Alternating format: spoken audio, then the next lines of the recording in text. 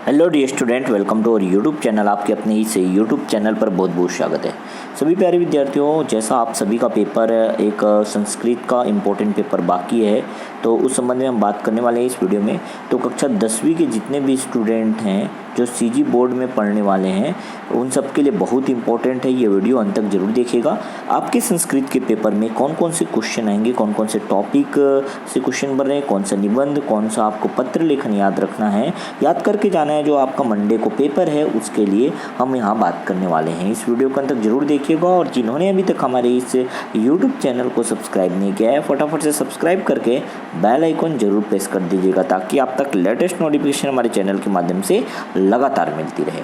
Okay, तो प्यारे विद्यार्थियों, जैसा आप सभी को देखो स्क्रीन पे दिखाई दे रहा होगा, ठीक है, कि आपका ये संस्कृत कक्षा 10वीं का ये जो पूरा ब्लूप्रिंट है वो हम यहाँ पे लेकर आ गए हैं। ओके, तो कक्षा 10वीं का जो ब्लूप्रिंट है वो आप यहाँ पे देख पाओगे, पूरा कंप्लीट ब्लूप्रिंट।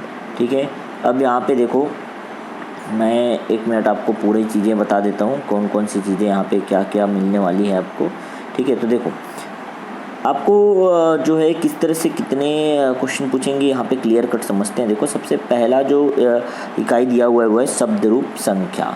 ठीक है, अब इसमें संख्या में स्टार लगा, इसका मतलब ये आंशिक जो है रूप से थोड़ा उसमें सिलेबस जो है कटौती की गई है, याद रखना। स्टार का मतलब वही है।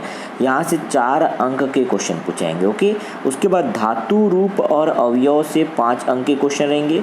आपका संधि जिसमें भी स्टार लगा, देखो संधि पूरा नहीं पढ़ना है, क्योंकि कुछ चीज़ें जो है संधि से हट गई हैं, तो जो सिलेबस से डिलीट हो चुका है उसे नहीं पढ़ना है। संधि जो है, संधि से 3 अंक के क्वेश्चन, समास से भी 3 अंक के क्वेश्चन, इधर प्रत्यय, कृदंत और तद्धित प्रत्यय, कृदंत और तद्धित प्रत्यय से आपको 3 अंक के क्वेश्चन मिलने वाले हैं। ओके, उसके बाद बात करें हम लोग कारक तथा वाच्य प्रकरण और शुद्धिकरण, यहाँ से भी आपको 5 अंक के क्वेश्चन मिलेंगे।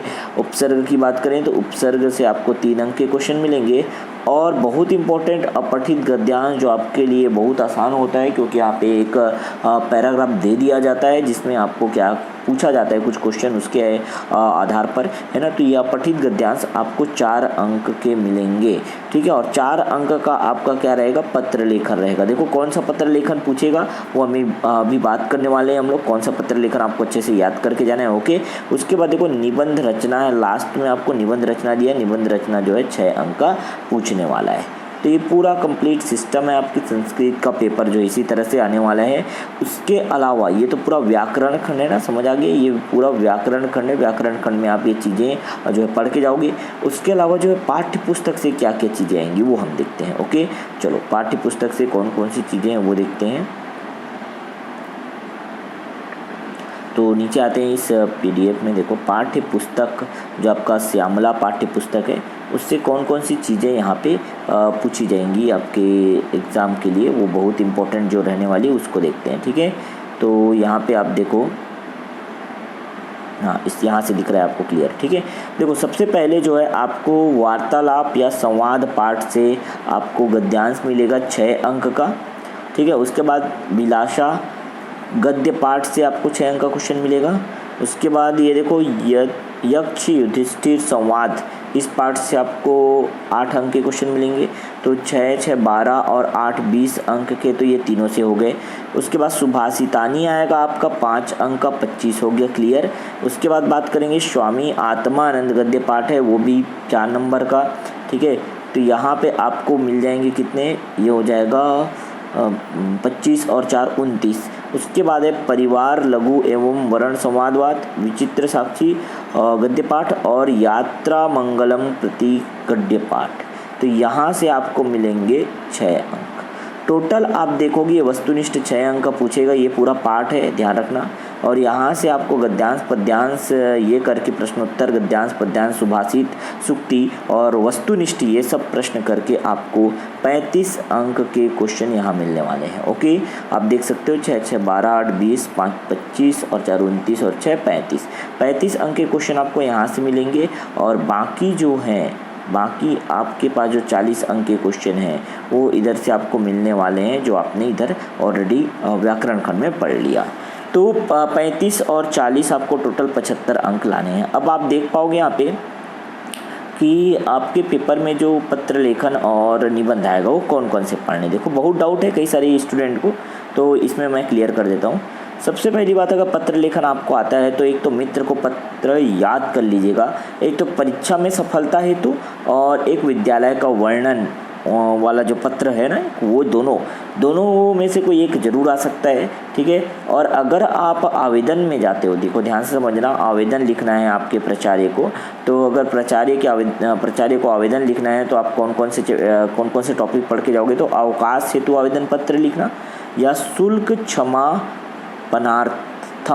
ठीक है। शुल्क जो क्षमा माफ़ करने है ना, शुल्क जो क्षमा करने के लिए जो आवेदन लिखते हो, शुल्क माफ़ी हेतु, तो ये दोनों आपको पढ़ना है, एक तो अवकाश हेतु और एक है शुल्क माफ़ी हेतु।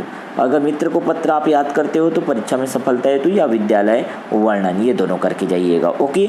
उसके बाद हम बात करते हैं यहाँ पे निबंध रचना की। तो निबंध रचना आप देख पाओगे, निबंध रचना जो है ये आपको, जो मैं क्लियर कट बता देता हूँ भाई क्या क्या चीज़ें जो है निबंध रचना में आपको अच्छे से पढ़ने। सबसे बहुत ज़्यादा इम्पोर्टेंट यहाँ पे है वो है महाकवि कालिदास का जो निबंध है वो आप पढ़ ही लीजिए।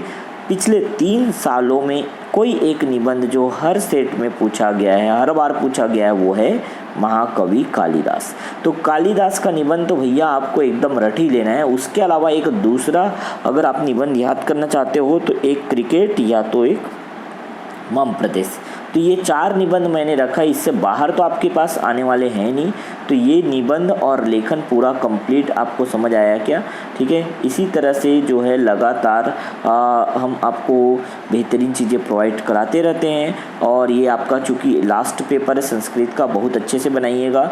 सभी चीज़ें आप सभी इम्पोर्टेंट सब्जेक्ट, जो कठिन से कठिन सब्जेक्ट आपने बहुत अच्छे से किया और इसको भी बहुत अच्छे से बनाइएगा। तो पूरा क्लियर हुआ। एकदम आसान सा चीज़ है, आपके पास अभी भी बहुत मौका है, कल का समय है, आज आप पूरा पढ़ोगे तो इस तरह से आपकी मार्क्स जो है कम से कम 70 तो आने ही चाहिए, कम से कम 70 आने चाहिए, क्योंकि संस्कृत में बहुत अच्छे स्कोर होते हैं, बहुत अच्छे मार्क्स आते हैं, है ना। और ये देखो अगर हम बात करें लेखन की, निबंध लेखन की, तो उसमें देखो कई बार क्या होता है, एक निबंध लिखो बोलता है और खाली स्थान करके कुछ शब्द दे दिया रहता है और बीच बीच में खाली स्थान दे देता है। इस पैटर्न में भी निबंध जरूर पढ़ के जाना, हो सकता है इस तरह से दे दे, या तो आपको पूरा कंप्लीट निबंध A to Z कंप्लीट निबंध आपको यहाँ से लिखना है कि प्रति प्राचार्य करके, प्राचार्य से लेकर पूरा, फिर बॉडी, फिर विषय, सब चीज़ आप लिखोगे। तो पूरा का पूरा कंप्लीट याद भी रखना और फिल इन द ब्लैंक के फॉर्म में भी याद रखना। ठीक है। उसके अलावा जो चीज़ें हैं यहाँ पे आप समझिएगा। ठीक है। चलो ये देखो, आप सुक्ति जरूर पढ़ के जाओगे, सुभाषित, तो सुक्ति सुभाषित अच्छे से पढ़ के जाओगे, 9 अंक आपको वहाँ से मिलेंगे। प्रश्नोत्तर जो है छोटे छोटे प्रश्न आपको आने वाले हैं वहाँ पे, 8 अंक के लिए तो प्रश्नोत्तर है, और गद्यांश पद्यांश थे 6-6 अंक है। तो कितना आसान सा पेपर आपका आएगा, आप ही समझ सकते हो इसको, है ना। सबसे आसान रहने वाला है आपका पेपर, टेंशन वाली बात नहीं है। ओके, तो मिलते हैं नेक्स्ट वीडियो में नए इंपॉर्टेंट अपडेट के साथ। हम आपसे मिलेंगे और आपको नई जानकारी प्रोवाइड कराएंगे। और यदि किसी भी स्टूडेंट को किसी भी तरह का डाउट होता है तो जरूर कमेंट बॉक्स में कमेंट करना। अपने सारे दोस्तों तक, अपने फ्रेंड्स तक शेयर जरूर कर दीजिएगा वीडियो जो है, क्योंकि हर एक स्टूडेंट के लिए इम्पोर्टेंट है। और आगे जो क्लास 11th की क्लासेस जो चलेंगे हमारे इस यूट्यूब चैनल पर, उसके लिए भी आपको हमारे चैनल के साथ जुड़े रहना होगा, तभी आपको पूरी इन्फॉर्मेशन मिल पाएगी। चलो ठीक है, मिलते हैं नेक्स्ट वीडियो में इंपॉर्टेंट अपडेट के साथ।